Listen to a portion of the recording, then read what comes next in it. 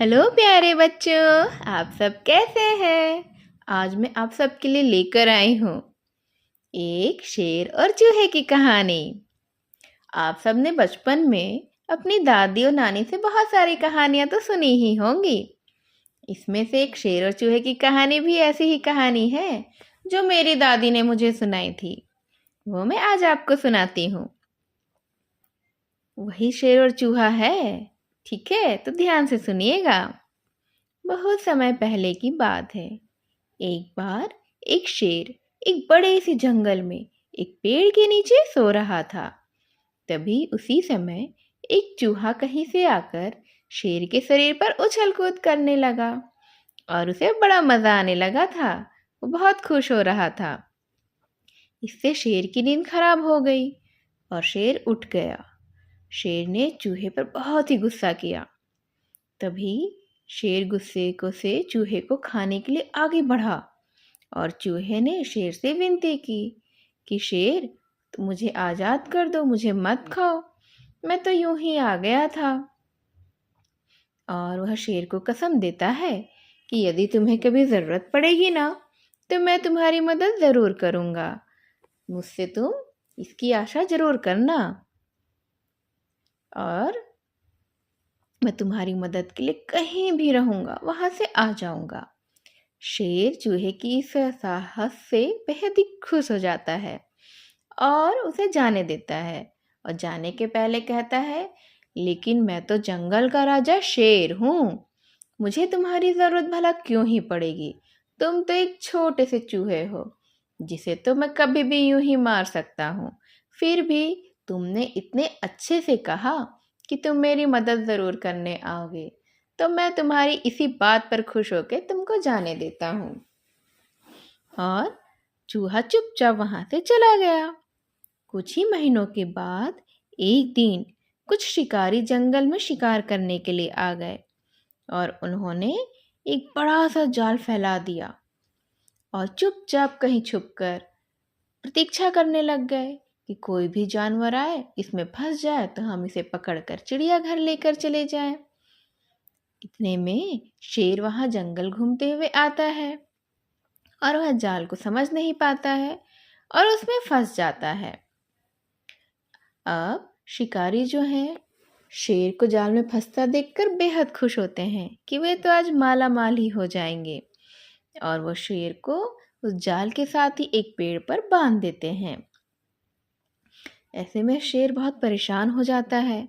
वह खुद को छुड़वाने का बहुत ही प्रयत्न करता है, लेकिन कुछ कर ही नहीं पाता है।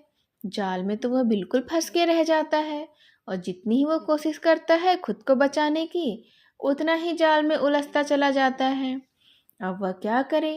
बेचारा जोर जोर से दहाड़ता है और जब शेर की तेज तेज दहाड़ने की आवाज पूरे जंगल में गूंजने लगती है तो दूर कहीं चूहे को भी सुनाई देती है और वह उसी समय तेजी से शेर के पास आता है। वह समझ जाता है कि शेर के दहाड़ने की जो आवाज़ है वह दर्द भरी है।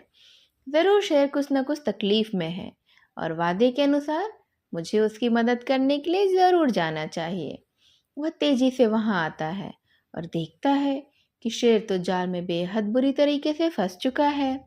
शिकारी भी दूसरे शिकार की तलाश में इधर उधर निकल गए हैं, वहाँ पे कोई नहीं है।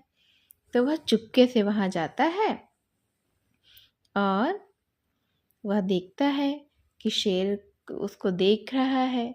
तब वह कहता है कि महाराज, मैं आ गया आपकी मदद करने के लिए। और चूहा शेर को शांत होने के लिए कहता है। जब वह शांत चुपचाप पड़ा रहता है तो धीरे धीरे धीरे धीरे चूहा पूरे जाल को कुतरने लग जाता है और इस तरीके से वो कुतरता है कि शिकारियों की नज़र भी उस पर ना पड़े। और इस तरह से जल्दी जल्दी कुतरने के कारण शेर जो है आज़ाद हो जाता है। और जैसे ही वह जाल को पूरी तरह से कुतर देता है, शेर तेजी से दहाड़ता हुआ शिकारियों के पंजे से बाहर निकल जाता है और शिकारी हाथ मलते रह जाते हैं और चूहा और शेर वहाँ से दूर कहीं निकल जाते हैं।